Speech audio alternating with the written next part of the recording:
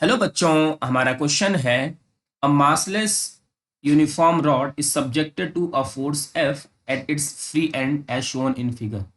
The ratio of tensile stress to plane P1 to stress at P2 is. तो हमारे पास दो बच्चों plane है P1 और P2। हमसे पूछा गया है टेंसाइल स्ट्रेस। टेंसाइल स्ट्रेस का सबसे पहले फॉर्मूला देखते हैं।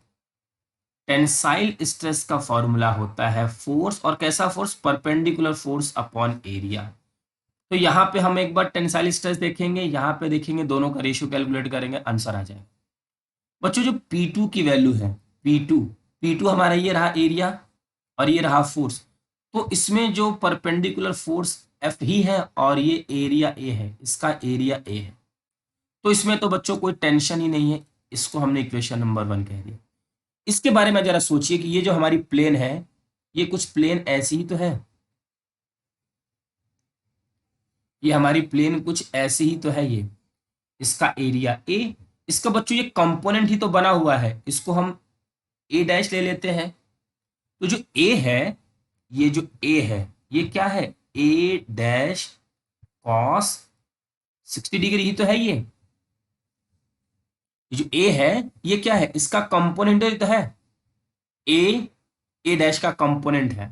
तो ए डैश की बच्चों वैल्यू क्या आ जाएगी? ए कॉस 60 डिग्री, क्योंकि हमें ए पे नहीं देखना है, हमें ए डैश पे देखना है फोर्स, और यहाँ पे टेंसाइल स्ट्रेस कैलकुलेट करना है। बच्चों यहाँ पे फोर्स F लग रहा है, तो ये वाला फोर्स भी F होगा और इसका कंपोनेंट बनेगा F कॉस 60 डिग्री। तो यहाँ से हम कैलकुलेट कर सकते हैं P1 के लिए। P1 के लिए फोर्स की वैल्यू क्या होगी? F कॉस 60 डिग्री, और एरिया क्या होगा? A upon cos 60 degree. तो P1 is equal to F by A, ये हो जाएगा कॉस 60 डिग्री का स्क्वायर। तो P1 is equal to F by A into 1/4। बस यहाँ से बच्चों P1 अपॉन P2 हमें कैलकुलेट करना है। P1 की वैल्यू है हमारे पास F बाई A इंटू 1/4, और ये है F बाई A। तो ये यहाँ से कैंसिल आउट, और P1 अपॉन P2 की वैल्यू आ गई है 1:4। ये है हमारे इस क्वेश्चन का आंसर।